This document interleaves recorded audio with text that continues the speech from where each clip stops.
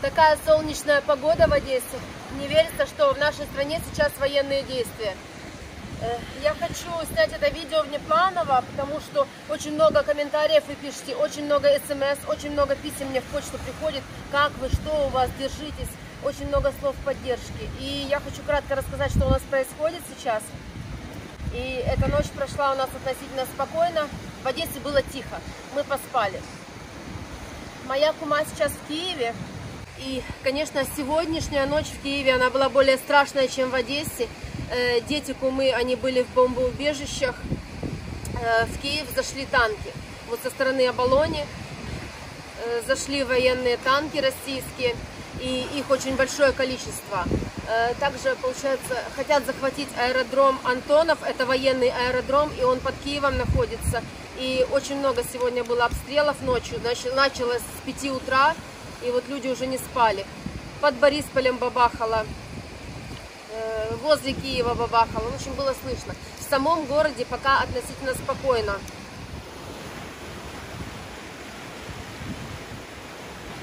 Вчера очень страшно было в Херсонской области. Там есть остров Змеиный. Это стратегический военный объект. Он небольшой. И вот он вчера был взят. Погибло 13 наших ребят. Остальных взяли в плен. И также сейчас в Херсонской области тоже идут бои. Ну и потихонечку все движется, конечно, к нашему городу, к Николаеву и к Одессе. Что хочу сказать вот вообще про ситуацию в городе, про обстановку. Вчера в банках была паника. Половина банковских отделений были закрыты. Денег не выдают. В банкоматах очереди бешеные. И деньги заканчиваются. То есть кто-то успел снять с банкомата, кто-то такой, как я, не успел. Вчера я деньги снять не смогла. Ася тоже не смогла. Вот. В магазинах тоже паника. Люди начинают скупать продукты, гречки, крупы. Садись, дочь. Вот. В принципе, цены такие же. Но единственное, что доллар страшно скаканул, как я вам уже показала курс. Продажа еще, покупка еще нормальная, а продажа уже 40, а вчера было 50. Еще хочу сказать вот про сегодняшнюю ситуацию в городе. Мы вышли с Алисой сейчас к морю. Мало того, что людей никого нет, обменники закрыты все. Ничего не работает. Вчера они еще работали, сегодня нет. И по поводу заправок. Вчера на заправках очереди просто большие очень. Гигантские, я такого никогда не видела. И бензина можно было заправить только по 20 литров, больше в бак не заливают. А сегодня вот мы выехали, в принципе, уже нормально, более потише, народ немножко успокоился. Вчерашний день это, конечно, была полная паника у нас.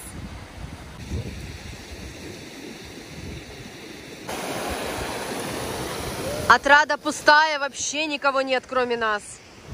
Еще вот последние сутки, получается, больше всего обстреливали стратегические объекты, мосты, воинские части, военные базы. У меня тетя живет в Мелитополе, в Запорожской области, и у нее дом практически рядом с военным аэродромом. Этого аэродрома уже нет, я вам вот сейчас кусочек покажу небольшой, что там творилось. Аэродром просто сравняли с землей, ну, было очень страшно, люди прятались в подвалах. Вот. Ну и самое такое еще стрёмное, то, что Чернобыльскую АЭС они захватили, и мы не знаем, что будет. Все очень боятся, потому что второго Чернобыля ни Украина не выдержит, ни близлежащие страны. И сейчас я, конечно, с детьми чемодан собрала, документы у нас сложены, и, возможно, нам придется куда-то уезжать из страны. Мы ждем пока, как будет. Если все будет критично, мы уедем. Я никогда не видела таких пустых пляжей в Одессе в такой солнечный день. Люди боятся выходить из дома. И еще сейчас все реестры по покупкам квартир, недвижимости и автомобилей отключили. То есть все, экономика рухнула, и теперь мы не знаем вообще, что будет, как вот люди будут зарабатывать, которые были в недвижимости. Ну, практически сейчас этот вопрос просто такой на повестке дня. И самое главное, что я хотела сказать, вот семья Дани, Асиного парня, они сейчас на таможне находятся, они пытаются выехать в Германию. Ася целую ночь думала, ехать с ними или нет, она все-таки приняла решение остаться с нами. И если мы будем уезжать, то мы будем уезжать тоже вместе все. А Даню мы не знаем, пропустят его или нет, так как сейчас ввели закон, что с 18 до 60 лет мобилизация полная. И в принципе, вчерашний вот вечер показал, что начиная с 9 вечера до 12 уже никого из мужчин такого возраста призывного не пропускали, их разворачивали и даже за взятки не пропускали на границах, чтобы выехать в Молдавию, было нереально. Но до этого времени, до 9 вечера, кто успел, вот люди еще повыезжали. Только что мы узнали, что несколько широких пляжей города заминировали наши военные в случае высадки десанта. Я люблю мою Одессу, люблю мой город, и мы все очень хотим, чтобы в нашей стране наступил мир и спокойствие. И вот прямо сейчас, сиюминутно, пока мы с Алисой здесь на пляже, мы узнали, что в Киеве на Оболоне идут бои, и своей куме я не могу дозвониться. Я ей набрала 2 раза, а у нее отключен телефон, а у нее дом прямо на Оболоне. I've seen a lot of change, been through a lot of pain. Some things are not the same as they were a year ago, but all will be okay. Набережные опустевшие. Алиса убежала далеко. Вообще, кроме нас, здесь практически никого нет сегодня. Бежит. Сейчас мы едем в город, потому что у меня будет 2-я попытка снять деньги хоть в одном из банкоматов, потому что кушать дома нечего. Денег нет, сидим. Едем сейчас по центру города, и город практически пустой. Народу на улицах очень мало. Вот очередной банкомат, и опять вот такая вот очередина, все стоят. Вот в аптеках тоже очереди за лекарствами. На Дерибасовскую, сейчас иду через Дерибасовскую, вот выхожу, тоже все пусто. Ярмарки, все закрыто, ничего не работает. А вот наша Дерибасовская, редкие прохожие идут, конечно. Все Макдональдсы по всей Украине закрылись. И KFC тоже закрыли.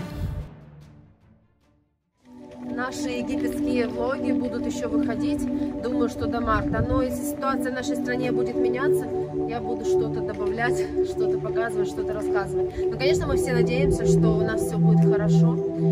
И, наконец-то, будет стабильность и мир. Новый рынок проезжаем. Здесь жизнь кипит. Все как обычно. Торговые ряды все работают. Вот вход. Вот такая ситуация сейчас, в принципе, творится у каждого банкомата приватбанковского. Очереди очень большие, мы едем дальше. Вот такой страшный курс доллара. Продажа по 40. Это вообще уже... Вот сейчас проезжаем ЖД вокзал. Ну, людей здесь относительно немного. Сейчас посмотрим, что с поездами делается. Поезда стоят. На вокзале, в принципе, обычная штатная ситуация. Ажиотажа и столпотворения нет.